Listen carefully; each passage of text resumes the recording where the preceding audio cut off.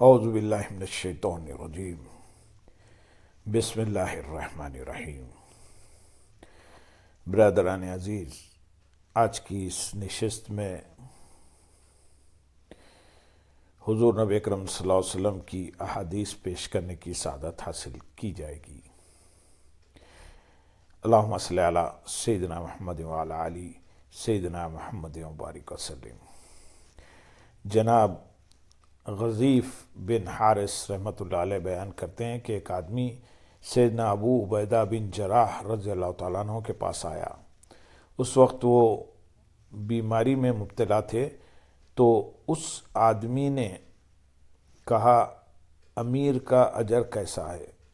آپ رضی اللہ تعالیٰ عنہ نے فرمایا کیا تم جانتے ہو کہ تمہیں کن چیزوں میں اجر دیا جاتا ہے؟ اس نے کہا مصائب میں جن کو ہم ناپسند کرتے ہیں۔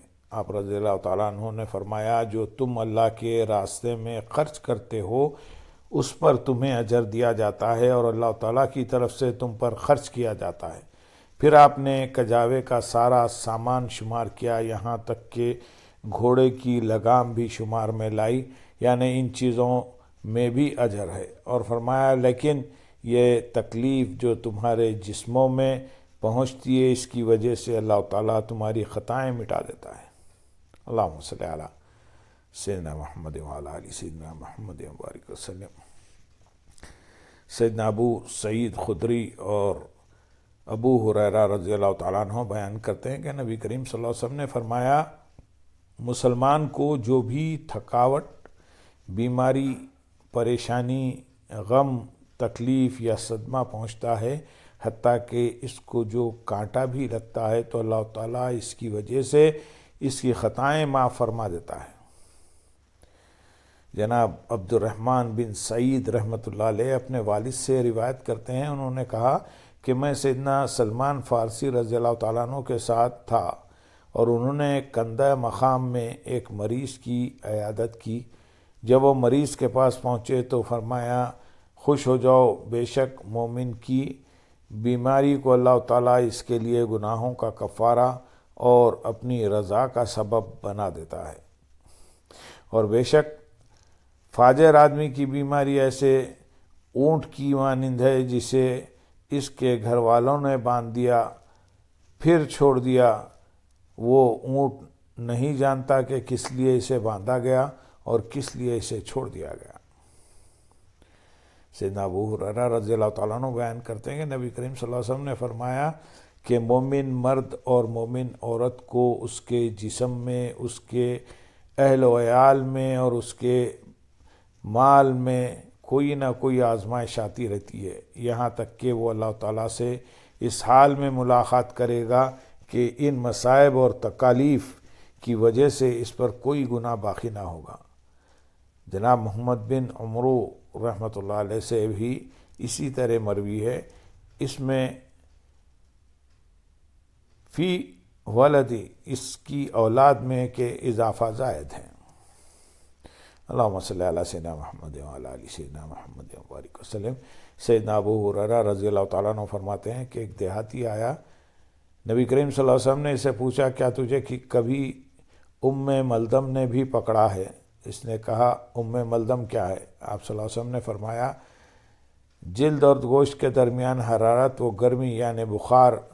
اس نے کہا نہیں۔ آپ صلی اللہ علیہ وسلم نے فرمایا کیا تجھے کبھی صداع ہوا ہے؟ اس نے کہا صداع کیا ہے؟ آپ صلی اللہ علیہ وسلم نے فرمایا ایک ہوا ہے جو سر میں گھس جاتی ہے اور رگوں پر ضرب لگاتی ہے۔ اس نے کہا نہیں، ایسا کبھی نہیں ہوا۔ راوی کہتا ہے کہ جب وہ اٹھ کر چلا گیا تو آپ صلی اللہ علیہ وسلم نے فرمایا جسے پسند ہو کہ وہ کسی دوزخی کو دیکھے تو وہ اسے دیکھ لے۔ جناب خالد بن ربیع رحمۃ اللہ علیہ بیان کرتے ہیں کہ جب سیدنا حذیفہ رضی اللہ تعالیٰ عنہ کی بیماری زیادہ ہو گئی اور ان کی جماعت اور انصار نے اس کی خبر سنی تو رات کے وقت یا صبح کے وقت ان کے پاس آئے۔ سیدنا حذیفہ رضی اللہ تعالیٰ عنہ نے پوچھا یہ کون سا وقت ہے؟ ہم نے عرض کیا آدھی رات یا صبح ایک کاذب کا وقت ہے۔ انہوں نے فرمایا میں جہنم کی صبح سے اللہ کی پناہ مانگتا ہوں۔ پھر فرمایا کیا تم کپڑا لائے ہو جس میں مجھے کفن دیا جائے گا؟ ہم نے کہا جی ہاں۔ انہوں نے فرمایا کفن دینے میں غلو نہ کرنا، کیونکہ اگر اللہ تعالیٰ کے ہاں میرے لیے خیر ہے تو اس کفن کو اس سے بہتر کے ساتھ بدل دیا جائے گا، اور اگر دوسری بات ہے یعنی خیر نہیں تو اس کو بھی جلدی چھین لیا جائے گا۔ ابن ادریس رحمۃ اللہ علیہ نے کہا ہم رات کے کسی حصے میں ان کے پاس آئے تھے۔ سیدنا عائشہ رضی اللہ تعالیٰ عنہ بیان کرتی ہیں کہ نبی کریم صلی اللہ علیہ وسلم نے فرمایا جب کوئی مومن بیمار ہوتا ہے تو اللہ تعالیٰ اسے گناہوں سے اس طرح چھٹکارا دلا دیتا ہے جیسے بھٹی لوہے کو میل کچیل سے صاف کر دیتی ہے۔ اللہم صلی علی سیدنا محمد وعلی آل سیدنا محمد وبارک وسلم۔